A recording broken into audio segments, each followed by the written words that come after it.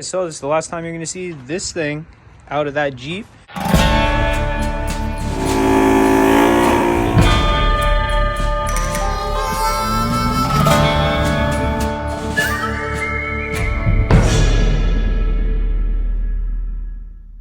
going on, guys? Welcome back today for another video. Today is the day. Motor is going in the Jeep. I wasn't gonna wait.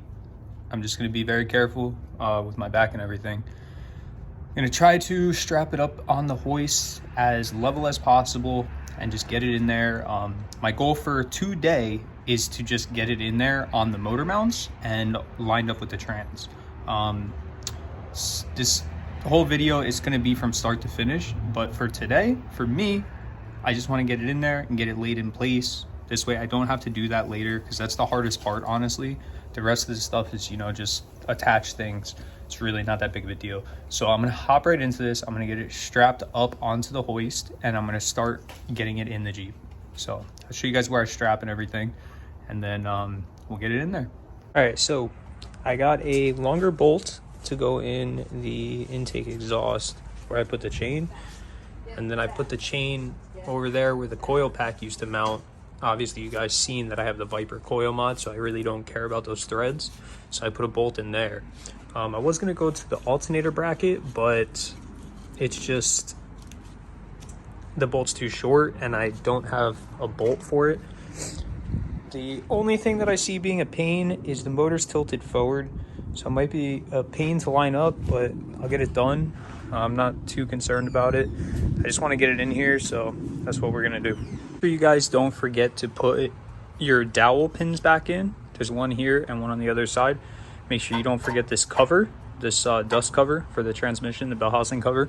And don't forget to put your flex plate on, because you won't be able to put this on once you get this motor in the Jeep. So make sure you put all this on. I put red Loctite on all the bolts for the flex plate. You definitely don't want that coming loose, so make sure you put Loctite on all that stuff.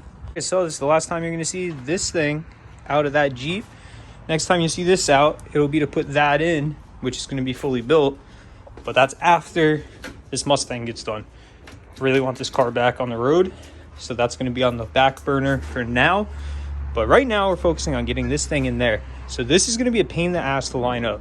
If any of you guys have done a motor before, you know that these dowel pins need to line up.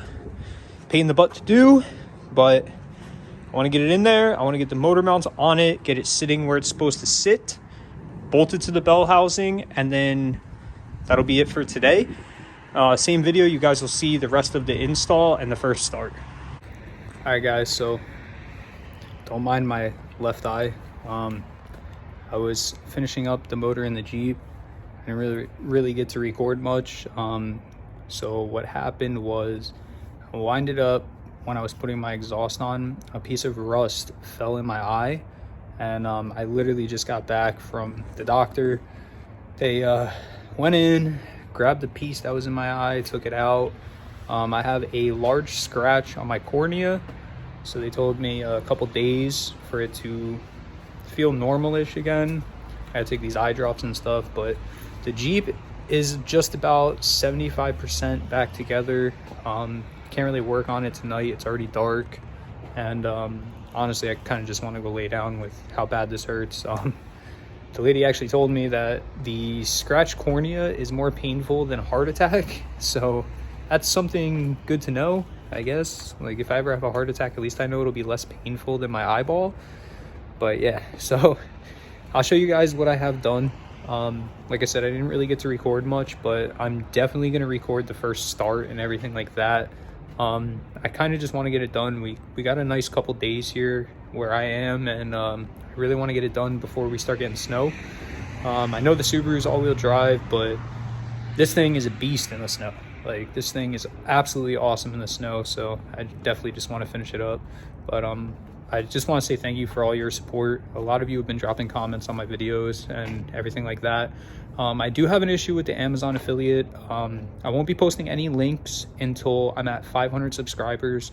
They actually took back my request for the Amazon affiliate. They said that I need a minimum of 500 subscribers So I'm right there. I'm at 387. So if you guys are watching this video, if it's your first time on my channel, please hit that subscribe button. I really need your support right now. And let's get this 500 subscribers so I can continue to help you guys out with the links and everything for parts and whatnot. So definitely hit the subscribe button, drop a comment. I communicate with every single one of you that drop a comment. I'm more than happy to help you guys when you need help. And yeah, so let me show you guys behind me here, and I'll show you guys what I have left to do. All right guys, so as you can see, she's in. All the bell housing bolts are done, belts on, power steering's on. This whole side of the harness is hooked up, intake's on, oil catch cans hooked back up. I have this side harness to do. I have a starter motor to put in, torque converter bolts to put in, and the little dust covers that go on the bell housing. I got to put the bottom one on still, and that little arm that I showed you guys when I took it out. All of that needs to be done underneath, and that'll wrap everything up for underneath. And then pretty much all that's going to be left is to put the battery in, put the radiator in, put the front end on, and then we'll be putting oil, new oil filter, coolant. I also add water wetter to this Jeep just because these run hot. So I like to do everything I can to make sure they run at a reasonable temperature. And then we'll be doing the first start. So it's not too far away from being done. You guys will actually see it done in this video. I'm not going to drop this video until this thing is running, first startup, the whole 9. So we'll be doing a first start and a first drive. So it's going to be the same video for you guys, different day for me. Unfortunately, I've had a very rough day, and I'm done for the night. I'm not going to touch this thing for the rest of the night, but you guys will see soon. This will be running, and hopefully will be running good. And yeah, so definitely wait till the end of this video to see this thing first fire up. Hey guys, so this is definitely not the way I want to close this video out. Definitely not the way I want to close this video out, but I have the Jeep all back together and everything like that. I actually kind of want your guys' opinion on this one. So for one, I've run into a lot of issues, which you know, I'll go over with you guys right now, and you'll completely understand why I'm posting this video. And I'm just gonna sleep on this and just give it a couple days, try to use my head a little bit to figure out what's exactly going on here. So the first issue that I ran into was the first day that I put the motor in. So when I got my engine, I needed to move the Jeep down the driveway, and it had no motor in it, right? So I let it roll down the driveway, and I put it in park. Obviously the trans is what holds the Jeep, not the engine, so it wasn't a big deal. So this way I can get my new motor in the garage. I needed to move it. So I moved it out, and once I did that, then we pushed it back up the driveway, and I put it in park again. Now this was completely my fault. Like this, you know, I'm not blaming the Jeep, but when I put the motor in, I didn't remember that I never took the pressure back off the trans. So the trans was slightly cocked, and when I put the engine in, I actually went in the wrong bolt hole for the passenger side bell housing, which not a big deal, but at the time I was getting so like irritated and frustrated with it. I was like, you know, screw this. I was like, I'll leave it be. So then I came out the next day, and I got everything lined back up how it's supposed to be. It wasn't a big deal. I took the pressure off the trans and everything like that. So that was situated. So that was issue number 1. There's about 5 or 6 issues that I ran into, and I'm still running into issues as we speak, which is why you guys are not going to see a run. I'm sorry, but the next video, you more than likely will see a run, I promise, because I literally won't post a video unless it's running. But yeah, so that was the first thing. Then I ran into, what was next? Then I ran into the issue where I got the rust in my eye. Fantastic, right? So I get the whole thing in, everything's lined up, all the bell housing bolts are on. I go to put my exhaust on, a little piece of rust comes out, falls in my eye. You guys saw that in the beginning of this video. My eye's good for the most part. It's just a little irritated, but she told me a couple days it'll heal. So that happened like 2 days ago. So I've been off work since Monday, which also sucks because I personally don't really like being home, but it is what it is. They didn't want no dust or anything getting in my eye. I completely understand where they were coming from, which is why they gave me off. But that was strike number 2. So I didn't get to do nothing else then. And then I didn't really do anything the following day because my eye was really bothering me. So I went out there, today, and I run into another issue where the fuel injector's leaking, which also sucked really bad. So I took care of that after a bunch of attempts trying to seal those O-rings up. It was a disaster, and I was getting really pissed off. Finally got that sealed up. Then I ran into an issue where I noticed when I was tightening the torque converter bolts, I noticed that there was a piece of a magnet in my bell housing. So when the motor was not in there the right way, when it was cocked, it broke the crank sensor. So I got a new crank sensor. It is what it is, right? Put that in. Okay, no issues. Like, the front end's on the Jeep, everything's on the Jeep. That's the thumbnail that I put on this video. That's legit how it's sitting. Like, that thumbnail is from yesterday. So it's pretty much done, right? So I go to crank the motor, and I don't know what it is with this engine, but it's building a shit ton of compression. Like, when I say a shit ton of compression, when it's cranking, it's rocking the whole Jeep. I did notice, and this is what I want your guys' opinion on this.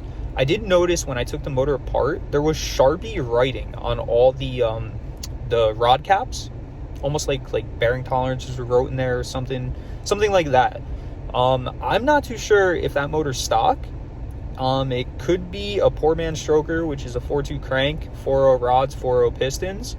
It could be something of that nature. I know it has a stock cam because it's still using the stock bolt design that the stock cam uses. When you go an aftermarket cam, you have to do a spring and pin design. So I'm not too sure. It could just be freshly rebuilt. Honestly, I don't know at this point, but it's building a lot more compression than any 4-liter that I've personally driven or had in my Jeep. And this is the 3rd motor that's been in my Jeep. My first one did not build compression like this. My second one sure as hell didn't. It was low on compression. This one is building some serious compression. And yeah, so I need a starter because I guess from it sitting or whatever, maybe it wore over time, but it was the factory starter with 285,000 miles. So I really can't complain about that. It's over 20 years old. It is 20 years old. 2021, 2001, yeah, 20 years old. So I can't complain that the starter's no good, but it's like cranking, it'll crank.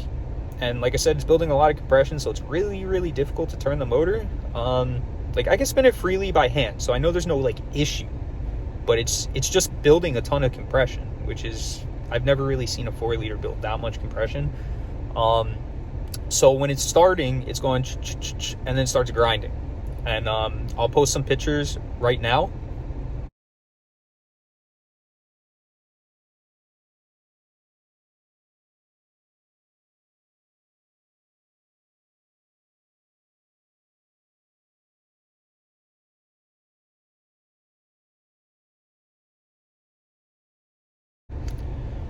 And then it starts grinding, and obviously it stops cranking. I'm also destroying my battery as we continue to try to start it, and I don't want to destroy my battery. My battery's still good, so I'm just gonna wait. I currently don't have the money right now for starters, so that's why I'm posting this video. And the next video will be putting the starter in and hopefully getting it running. It's just being very difficult to start. I could get it to start for a second, it'll sputter for a second or two, and then it shuts off. So you also got to remember too that I did put oil in the cylinders when the motor was sitting, so I know that oil's in there, and I know that it's going to be a rough start. I understand that, but like I said, it's building a ton of compression, so I really need to figure out if it does have a 4.2 crank in it. I need to know, because the stock injectors are not going to keep up with that motor if that's the case. So I kind of want your guys' opinion on it. I've taken apart more than 2, 3, 4 4.0s, and I've never seen Sharpie markings on the rod caps. So like I said, it's either rebuilt or stroked. I really don't know. If it is stroked, it's a very, very minor build. It's just the crank which would be the poor man stroker. You know, I can't tell you guys for sure, but what I am going to do is once it's running, once I get the new starter and I get it started and running, I'm going to run a compression test on the whole motor and see if the compression is actually higher than factory 4-liter would be. So a factory 4-liter, I believe, is 150 to 160 pounds of compression. If it makes more than that, then I know that there's definitely something done to that motor, and I'm definitely going to have to upgrade the fuel injectors at a minimum. So sorry that I disappoint you guys with this, but last thing, with the gas leaking, it started for like, you know, a second or two, and it actually caught fire. So I ran to the hose, I put that out, you know, and that was that. But it didn't burn any wires or anything like that. Like, it was a big-ish small fire, so it wasn't terrible, but put it out right away. But yeah, so sorry I disappoint you guys in this video, but I promise the next video that I drop will hopefully be the Jeep running again. It is all back together, like I said, so you guys just be patient with me. I'm trying to figure it all out. I'm trying to get it running again.